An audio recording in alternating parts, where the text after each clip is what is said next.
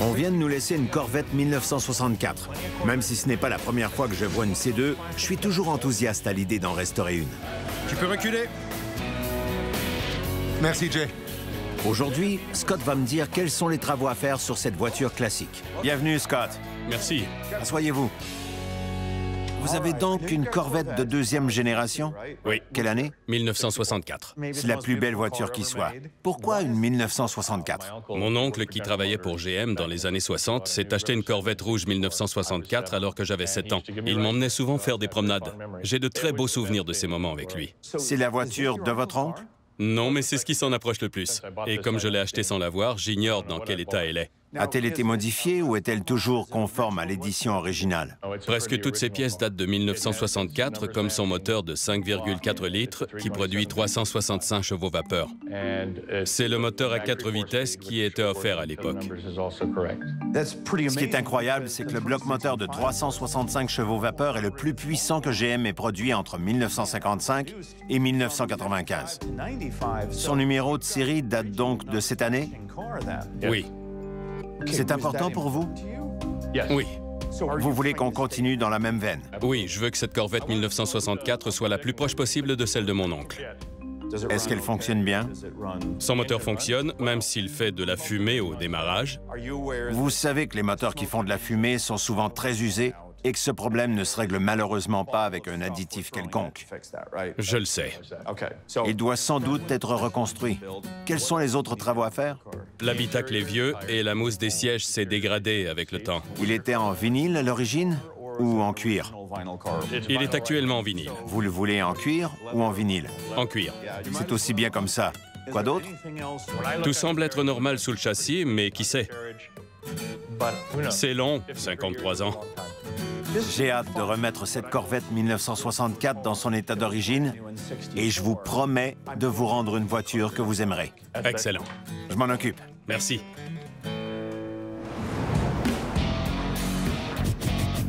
J'ai hâte de tester la Corvette sur la route, mais je dois d'abord l'inspecter avec John et en vérifier les numéros de pièces. Fais-moi plaisir et lis-moi ce numéro. F0221IRE. RE pour 365 chevaux vapeur, 5,4 litres, ce qui signifie que c'est un moteur avec un taux de compression de 11 bars. Ce n'était pas rien pour cette époque. Quel est l'autre numéro? 411-3089. Selon ces chiffres, ce bloc moteur est d'origine. Et on devrait voir un carburateur 4 corps à haute performance. Bingo. Super. Il semble bien que cette voiture compte plusieurs pièces de 1964. Oui. De mon côté, il y a une fuite d'huile au niveau des couvre-culasses et peut-être même du joint de culasse. Ici, le collecteur d'admission est couvert d'huile et il y a de l'huile autour du joint sous le carburateur. On va faire rapidement démarrer ce moteur pour voir comment il tourne. Pas de contacteur de sécurité de démarrage. Prêt?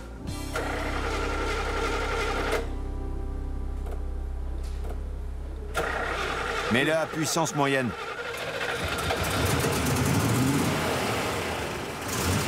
On a effectivement de la fumée bleue ici. Oui, ce bébé a manqué d'amour. C'est soit un problème d'arbre à cam ou de réglage de soupape. Bien. Une chose est sûre, on n'a pas un taux de compression de 11 bars ici. Le moteur rugirait si c'était le cas. À voir ces fuites et cette fumée, notre moteur doit être reconstruit. On va examiner le dessous de la voiture. D'accord. Bien. Vois-tu ce que je vois?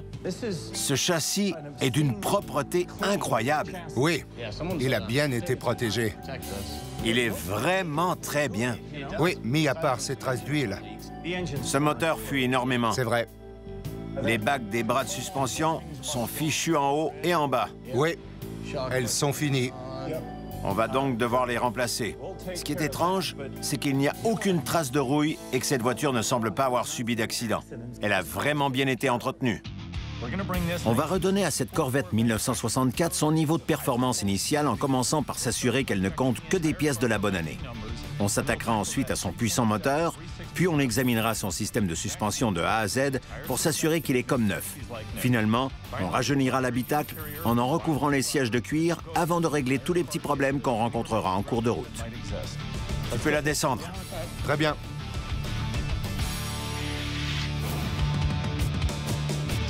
Aujourd'hui, je rencontre Steve qui dit posséder une Z28 1969 certifiée d'origine. Si c'est le cas, il possède l'une des Camaro les plus chères au monde. Steve, je m'appelle Dan. Bienvenue chez Phantom Works. Vous avez donc une Z28? J'ai une Z28 1969 dont la combinaison de couleurs est unique. Elle est bleue avec un habitacle blanc, ce que je n'avais jamais vu auparavant. C'est une voiture unique, qui fera toujours tourner les têtes, peu importe les autres véhicules qu'elle croisera sur la route. Et c'est une vraie Z28? Parce que les vraies Z28 avaient une suspension améliorée, des freins à disque et un moteur 4,9 litres. Vous avez tout ça?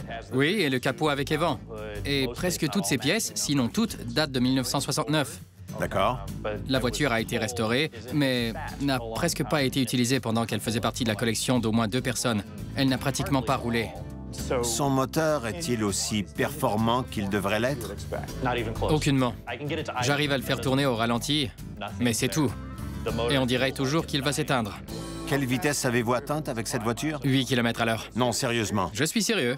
Vous n'avez jamais pu la faire aller plus vite que ça. C'est ça. Le moteur va mal, et il ne donne certainement pas son plein rendement. Les freins sont pas mal, mais le volant ne répond pas. Quand j'ai vu ça, j'ai compris que j'aurais besoin d'aide. Donc, vous souhaitez que cette Camaro Z28 1969 performe comme elle est censée le faire. Oui. Il va falloir apporter des améliorations notables à votre voiture pour la rendre performante. Oui. Ça m'enthousiasme de restaurer une Z28 dont l'authenticité est attestée parce que c'est une voiture extrêmement rare. Faites-moi livrer cette voiture, Steve. D'accord. Bien, merci. Merci à vous. La Camaro 1969 vient d'arriver et elle est magnifique. Malheureusement, son moteur a calé dès que je l'ai fait entrer dans l'atelier. Cette voiture te plaît? Elle est splendide. Oui. On n'a rien négligé dans l'habitacle. Oui, il est vraiment beau. La portière se referme bien, ses pentures sont en bon état, cette voiture est magnifique. Et tout sous ce capot est authentique. Oui. Et regarde-moi cette batterie Delco. Mais j'ai compris pourquoi on nous l'a confiée quand je l'ai fait entrer dans l'atelier. Elle va très mal. Son moteur est loin d'aller bien. Tu l'as conduite sur une centaine de mètres? Oui, et ses freins restent coincés, son embrayage est mal réglé, et il y a toutes sortes de bobos dans sa transmission. Regardons en dessous.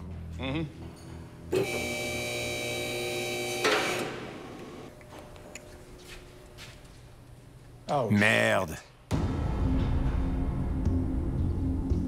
Quoi? Je comprends tout maintenant. Cette voiture authentique n'a jamais été restaurée. Ça va mal. Elle n'a pas été restaurée. Non. Elle a été repeinte. Bordel de merde. Bordel de merde. Cette voiture n'a pas été restaurée. Elle a été repeinte. J'examinais la magnifique Z28 bleue quand j'ai compris pourquoi on me l'avait confiée. Elle est constituée pratiquement exclusivement de pièces datant de 1969, mais n'a jamais été restaurée. Merde. Ce n'est pas la voiture géniale qu'on imaginait. C'est loin d'être la voiture qu'on imaginait. Les bagues arrière sont toutes fendues. Ces conduites de frein semblent être là depuis le début. Oui, et les conduites d'essence sont vieilles aussi. Et il y a plus de jeux là-dedans que j'aimerais en voir.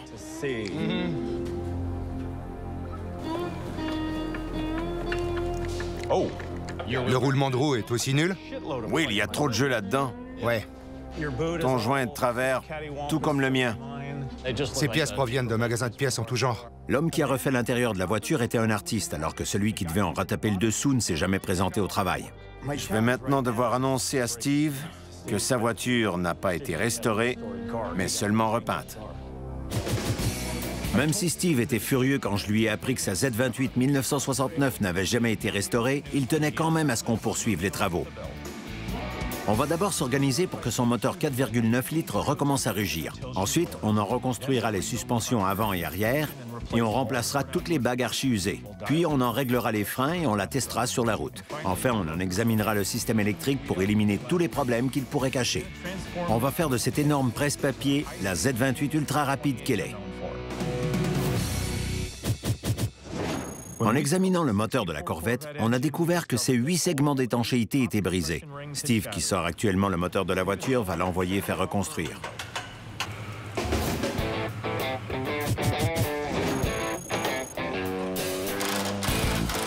De son côté, Jay examine la suspension de la Corvette pour s'assurer que son confort de roulement soit optimal. Je dois comprimer ce ressort pour le faire entrer dans ce trou. Ce n'est pas évident.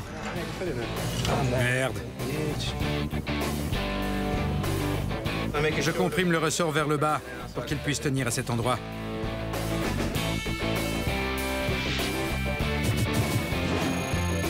Steve a examiné le moteur 4,9 litres de la Z28 et doit maintenant me dire dans quel état est cette beauté. Tes conclusions? Il y a trop de jeu dans les soupapes.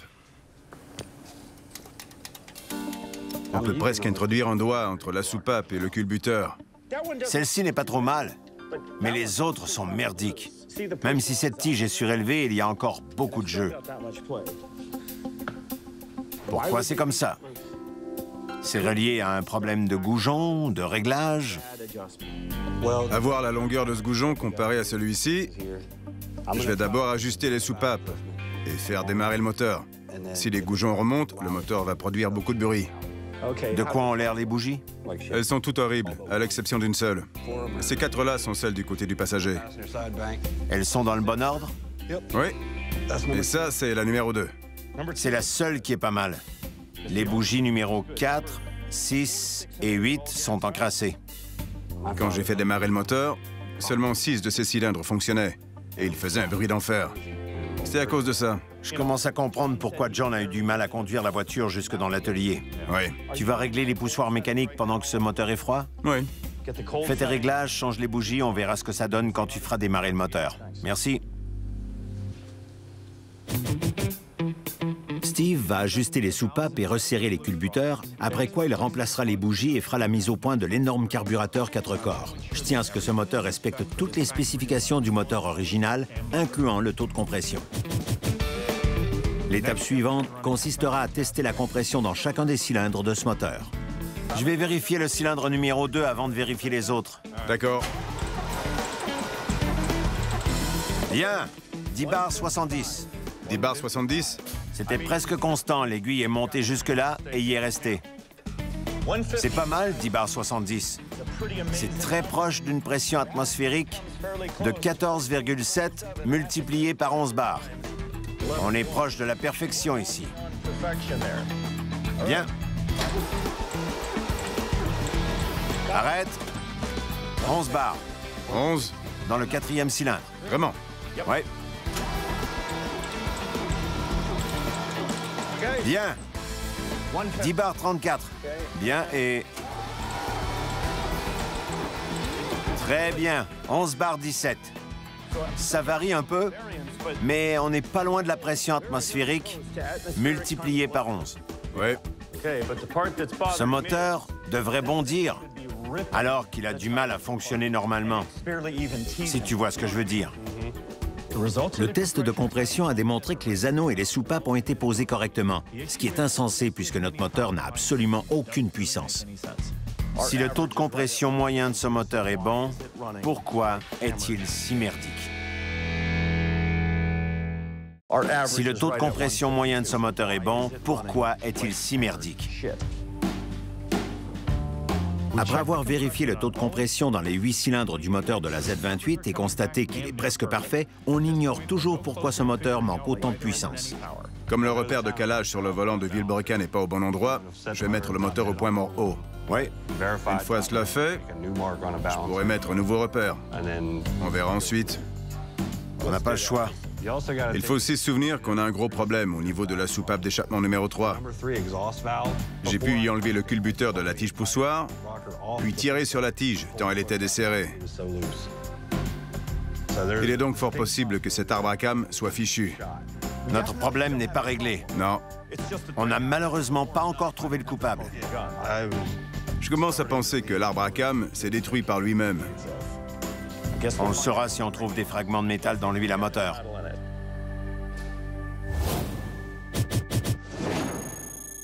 Comme l'habitacle de la Corvette a besoin d'être rafraîchi, on enlève les vieux sièges recouverts de vinyle.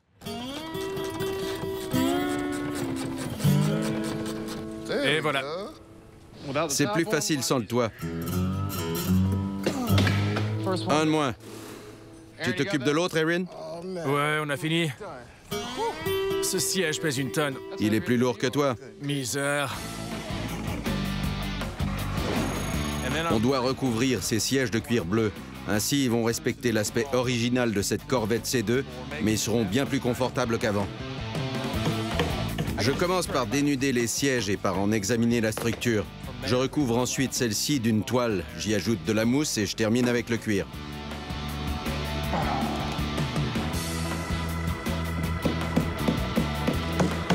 Comme celui-ci s'étire moins bien que le vinyle, il me faut user de plus de force pour le mettre en place.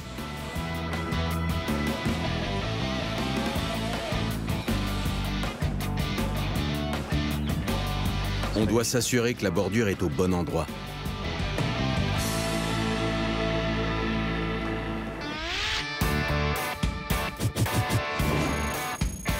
On n'a toujours pas identifié le problème du moteur de la Z28. Si l'arbre à cam est fichu, j'en trouverai des fragments dans l'huile à moteur. Ce qui signifiera qu'il ne vaut plus rien et qu'on doit tout recommencer à zéro.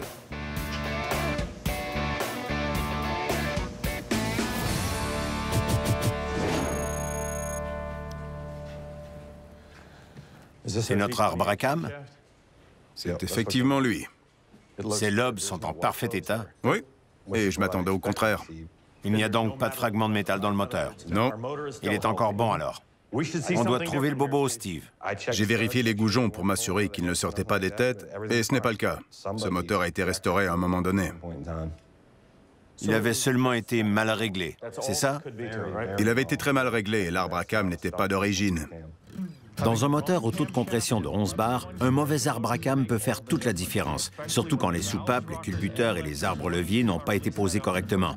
D'ailleurs, je suis surpris que ce moteur ait pu même démarrer. Avec un arbre à cam de Z28 et des pièces correspondant aux spécifications, tu crois que ça va aller? Ça devrait, oui. Bien, trouve-moi un arbre à cam de Z28 alors. J'ai terminé de recouvrir les sièges de la Corvette de cuir, mais je ne pourrai pas les réinstaller avant d'avoir changé la moquette dans l'habitacle. On va poser une moquette bouclée noire comme celle qu'on trouvait dans les Corvettes en 1964.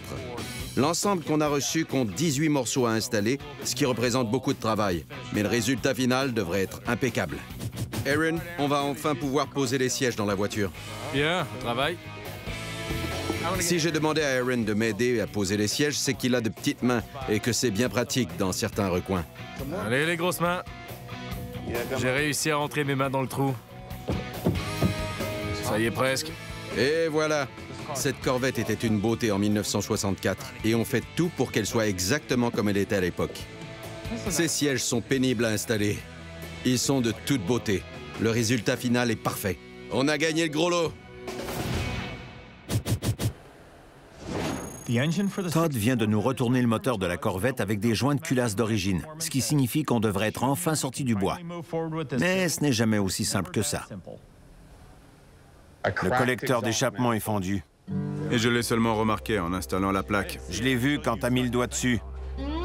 Et avec le temps, ça ne va sûrement qu'empirer.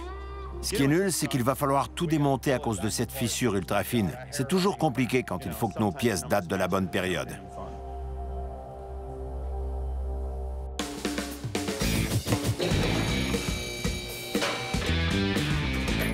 Ah, tiens, mon enfoiré. Les problèmes de moteur résolus sur la Z28, je peux m'attaquer à sa suspension. J'aime mon travail. Je commence par en enlever les freins, les ressorts à lame, quelques coups et les bras de suspension. La suspension ayant été désassemblée, je peux maintenant remplacer les coussinets en commençant par ceux des ressorts à lame.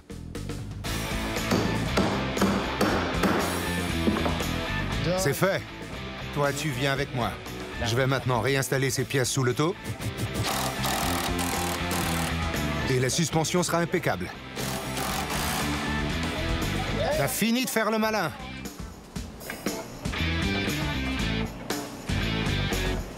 J'ajuste ensuite les freins pour qu'ils donnent leur plein rendement avec notre moteur. Bien.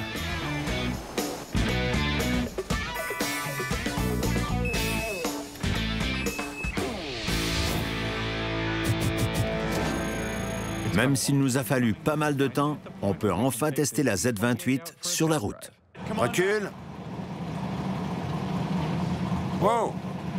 T'es en marche arrière? Oui. Mets-toi au point mort et freine. Les feux d'arrêt fonctionnent. Essaie les clignotants. Bien. Mets-toi en marche arrière. Voilà, c'est fait. Tes feux arrière sont éteints. Jetons un coup d'œil à la transmission.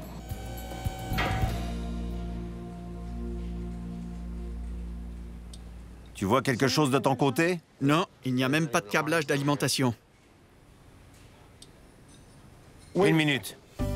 Est-ce que tu vois un œillet au bas de la colonne de direction? Oui, c'est la tringlerie. Elle devrait être reliée à une tige, reliée à une autre tige qui, elle, serait reliée à un renvoi d'angle. L'interrupteur se trouve directement dans la colonne de direction.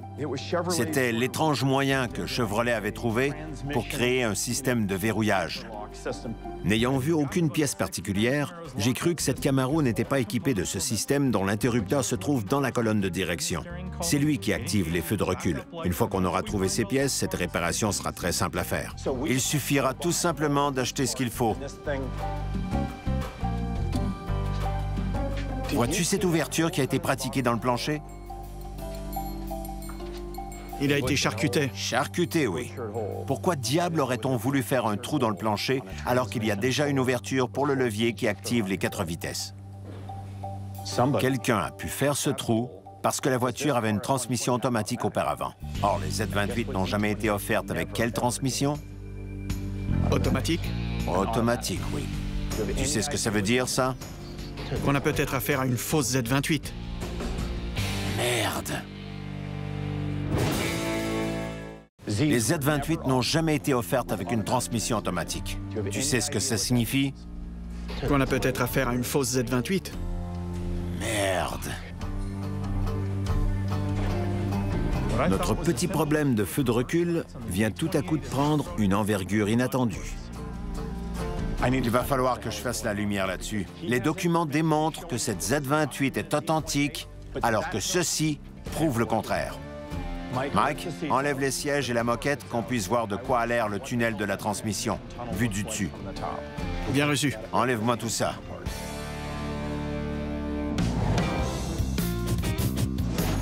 On a enfin reçu le moteur de la Corvette avec son collecteur réparé. Je prie maintenant pour qu'on n'ait plus de mauvaises surprises. Le moteur de la Corvette? Ouais. D'accord. Et tu penses pouvoir le poser bientôt? Oui. Tu m'as dit que les numéros des pièces correspondaient à cette édition de la Corvette? Oui. La voiture a été construite le 9 mars 1964 et son moteur quelques jours plus tôt, soit à la fin de février ou au début de mars. As-tu lu ça?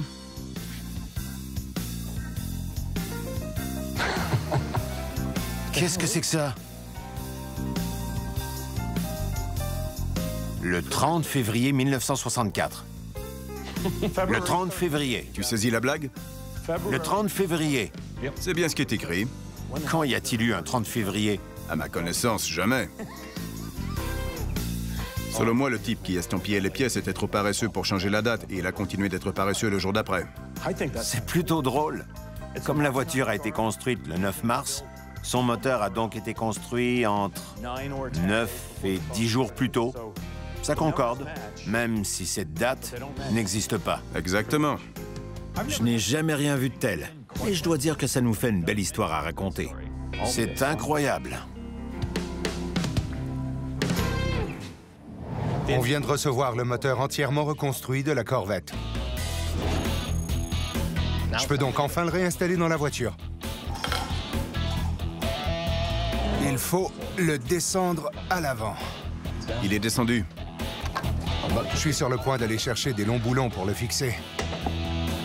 Ça tient? Non. L'embrayage n'est pas aligné correctement. Il faut le déplacer légèrement. Prends ta place, enfoiré. Et voilà. Il sonne bien au point mort. Steve a fait démarrer le moteur de la Corvette. Et j'aime déjà ce que j'entends. Mais il aura encore quelques ajustements à faire sur le carburateur avant qu'on puisse tester la voiture.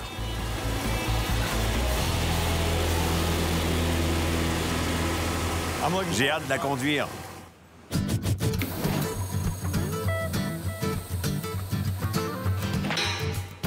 Le trou dans le tunnel de la transmission de la Z28 pourrait indiquer que sa transmission automatique a été convertie en transmission à 4 rapports. J'enlève donc les sièges et la moquette de l'habitacle pour examiner ça de plus près. Merde. Tu devrais venir voir ça, Dan. Quoi donc? C'est le plancher de la Z28. Qu'est-ce que c'est que ça? À toi de me le dire. Une plaque? Sur une autre plaque. Pourquoi ont-ils fait ça? Aucune idée. C'est la base d'une transmission à 4 vitesses. C'est insensé. Ça pourrait dire qu'un des anciens propriétaires de la voiture a voulu refermer ce trou parce qu'il faisait installer une transmission automatique. Oui. Ce trou a donc été fermé et plus tard, quelqu'un a rendu à cette voiture sa configuration initiale et comme il n'a pas vu cette plaque, il a pratiqué une autre ouverture avant d'installer la transmission à 4 vitesses. Ça expliquerait tout. Quelle histoire! D'habitude, quand les travaux sont aussi mal faits que ça sur une voiture, c'est qu'on a affaire à une copie. Heureusement, dans ce cas-ci, la base de la transmission à 4 vitesses, sous ce rapiècement, était la bonne. Ça vient d'ensoleiller ma journée.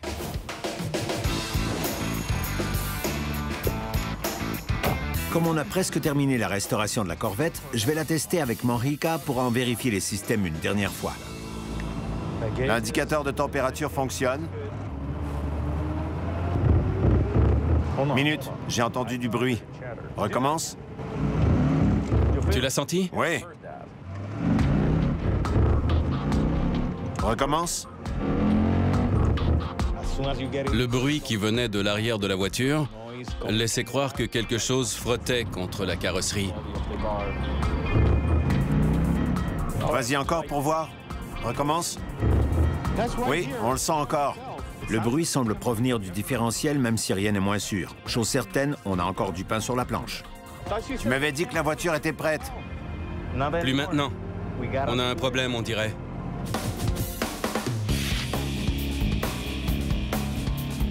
Ce bruit semble provenir du différentiel. Peut-être qu'il est mal fixé ou quelque chose comme ça. Toutes ces pièces sont solides. Oui. Ah, regarde Mike. Vois-tu cette bague à l'avant? Elle est pourrie. Cette pièce doit frotter contre la fibre de verre. Oui, et on peut voir qu'elle frotte aussi contre cette conduite de frein. Ah oui. Selon moi, ce n'était que ça le problème. La bague à l'arrière était si usée qu'une des pièces du différentiel frottait contre la paroi en fibre de verre de la voiture. Maintenant qu'on a identifié le problème, Mike et moi allons pouvoir changer la vieille bague. Je peux peut-être introduire mon pied de biche ici. Oui, en angle, comme ça. Ça y est. Je suis en train de l'enlever. Ce n'était qu'une petite pièce en caoutchouc, mais elle était importante. Maintenant qu'on l'a remplacée, le bruit devrait disparaître. Ça y est. Et je vais installer le bon ensemble de tiges de levier de vitesse sur la Z28, ce qui permettra au feu de recul de fonctionner normalement.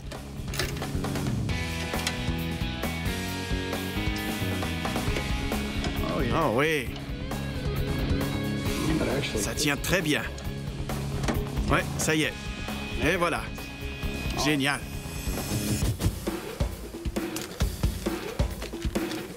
Je n'aurai ensuite qu'à brancher le commutateur d'alarme de la clé sur la colonne de direction qui déclenche une alarme dans le relais électrique du klaxon.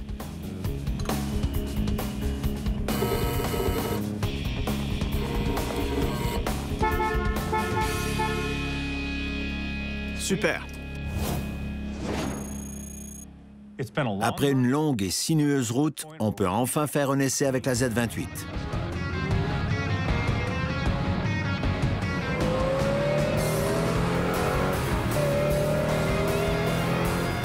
Côté performance, le moteur va très bien maintenant qu'on a posé le bon arbre à cam et qu'on a réglé correctement le jeu de soupape.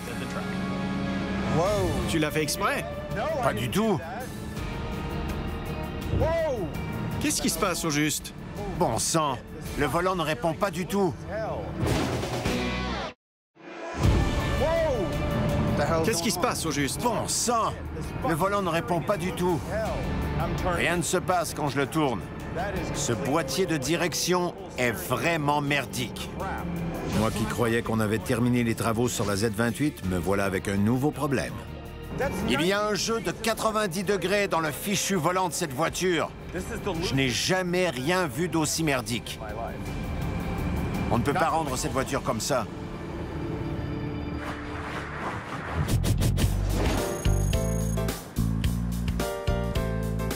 Tu te prépares à t'occuper du pare-brise? Irving, notre expert en pose de vitres, est venu installer un pare-brise tout neuf sur la Corvette 1964. Pourquoi faut-il remplacer ce pare-brise? Il est parfait. Il est parfait, mais regarde juste ici. Il n'a pas le bon numéro. Scott, le proprio de la Corvette, veut que les numéros de ses pièces correspondent tous à l'année de sa voiture. On doit donc remplacer le pare-brise afin qu'il soit conforme au reste.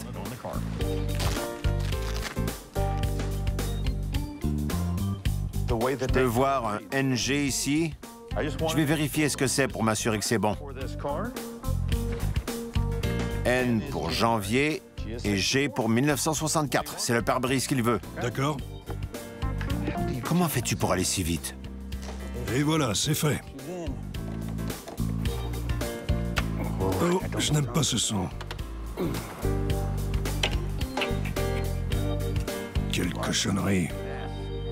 C'est tout couvert de rouille. Et la pièce va continuer de se corroder. Ça risque de causer des problèmes dans le futur. On enlevait la garniture du châssis du pare-brise quand on a vu que celui-ci était rouillé. Je crois qu'on devrait protéger cette pièce. Si on ne fait rien, le problème risque d'empirer avec le temps. Enlève-moi le châssis. On va le réparer avant de le remettre en place. D'accord, bonne idée.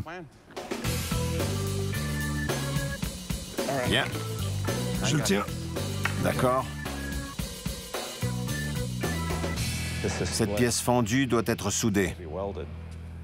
Le châssis du pare-brise ayant été enlevé, on peut clairement voir qu'il nécessite des réparations. Je vais le souder, le nettoyer et lui remettre sa garniture.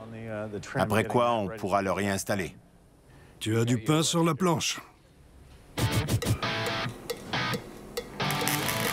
Avant qu'on puisse poser le nouveau pare-brise, je dois renforcer son châssis en réparant toutes ses fissures. Et le travail est fait. Je le sable ensuite pour éliminer autant de rouille que possible.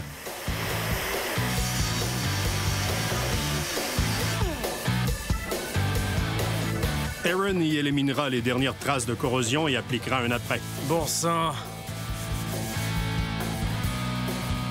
La rouille ayant été enlevée et les dommages structuraux réparés sur le châssis, Irving peut enfin poser le pare-brise au bon numéro de série.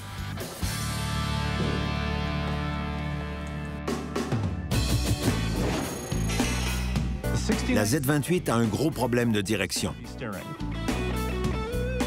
Steve va donc en remplacer le vieux boîtier de direction par un neuf, ce qui devrait nous permettre de manier la voiture comme on le veut.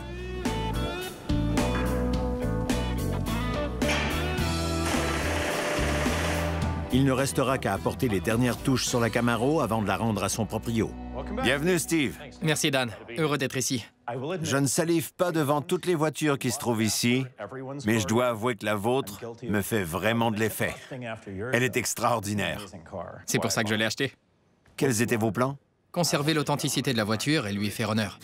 D'accord. Elle se conduisait bien? Son volant ne répondait pas et ses freins faisaient très peur. Cette voiture était si désagréable à conduire qu'on en venait à la détester. Je dirais qu'elle était terrifiante. D'accord. On la détestait et on en avait peur. Parce qu'il y avait un jeu de 90 degrés dans la direction. On vous a d'ailleurs installé un boîtier de direction tout neuf. Excellent. Votre moteur était bon, son taux de compression était le bon, mais le type qui l'avait retapé avait posé le mauvais arbre à cam.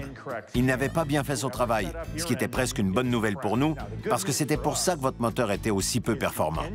Et comme il ne créait pas assez d'aspiration, vos freins en souffraient. Autrement dit, votre multiplicateur de dépression était inefficace et c'était pour ça que vos freins ne répondaient pas.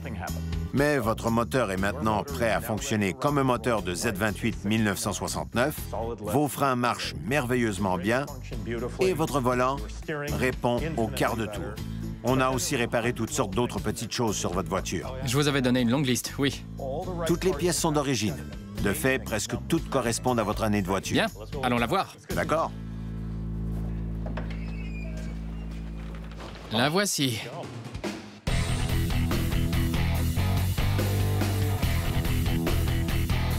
Aussi belle que dans vos souvenirs? Absolument. Comme cette voiture était déjà belle, je ne pensais pas que Dan pourrait faire mieux. Mais elle est maintenant absolument incroyable. Regardons à l'intérieur. Votre levier est en position de marche arrière. Pour enlever votre clé, vous devrez toujours mettre votre transmission dans cette position. D'accord. Ce système, qui contrôle vos feux de recul, fonctionne maintenant parfaitement bien. Fantastique. Vos essuie-glaces fonctionnent, tout comme votre horloge, votre ampèremètre. Cette voiture fait tout ce qu'elle doit faire. Fantastique. Bien. Allons voir l'arrière.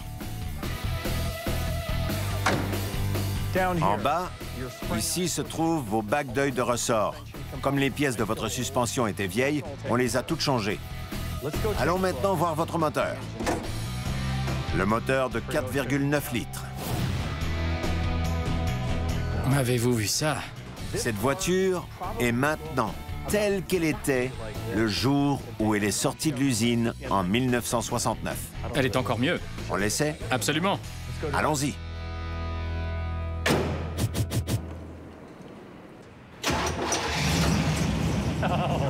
J'étais nerveux en faisant démarrer la voiture pour la première fois. Mais elle a démarré sans problème. Et elle roulait très bien. Elle est incroyable.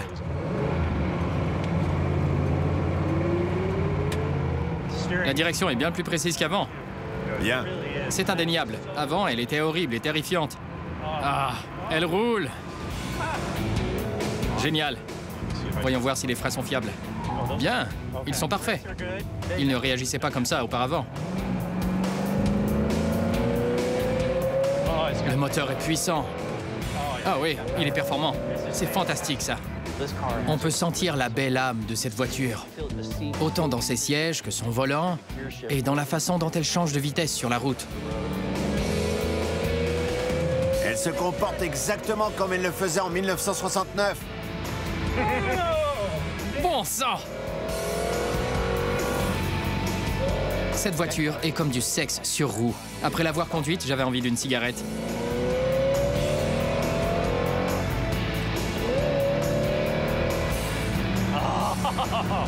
J'ai attendu cette voiture toute ma vie.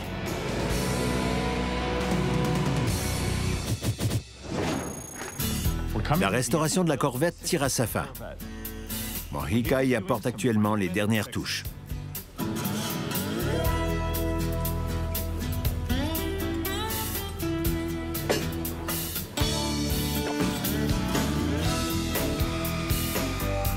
On la rend ensuite brillante comme un sous-neuf avant de la remettre à son propriétaire.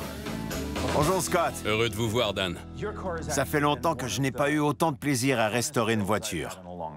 On a pratiquement touché à tout. Les phares, les cadrans, les clignotants, les feux de recul, le différentiel, le moteur. Ouais. S'il faisait autant de fumée, c'est que ses joints d'étanchéité étaient brisés. Je vois. On l'a restauré avec des pièces dont le numéro correspond à votre édition de voiture. De fait, on a restauré toutes les pièces qui dataient de 1964 et on a remplacé toutes celles qui n'étaient pas de la bonne date. Vous avez réglé tous les problèmes, même les plus gros. Oui, et vous avez maintenant une Corvette 1964 géniale. Excellent. Et ce qui est particulier avec cette restauration, c'est que, croyez-le ou non, ce sont les pièces qui ont coûté le plus cher, comparativement aux travaux. En tout, leur montant s'élève à 16 000 $. Et on a consacré 260 heures de travail à ce projet. Des surprises? Non, cette expérience a vraiment été extraordinaire pour moi. Voici un petit cadeau en gage de ma reconnaissance. Wow, c'est génial! On va voir votre Corvette? Allons-y.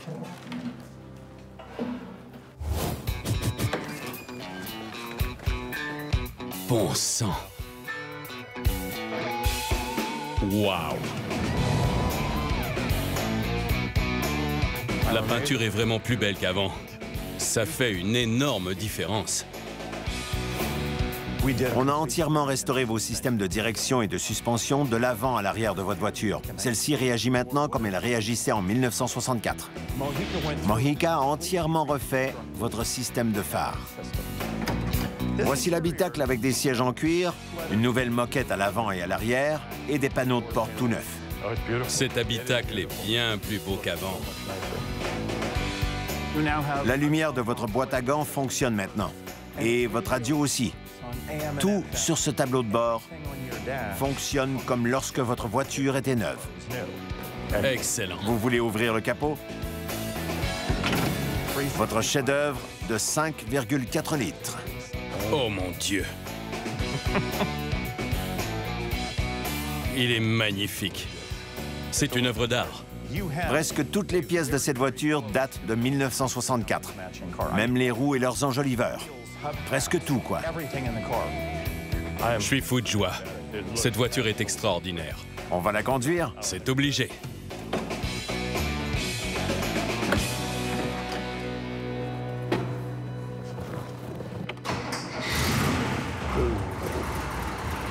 Quel beau son rauque. J'adore ça. On va s'amuser un peu.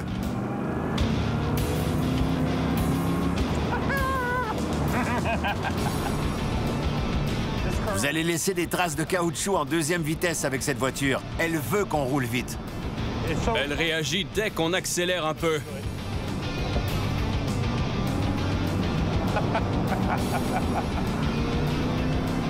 J'ai retrouvé le beau son que ce moteur est censé produire. J'ai la plus belle Corvette 1964 au pays. Et je me trouve extrêmement chanceux de l'avoir.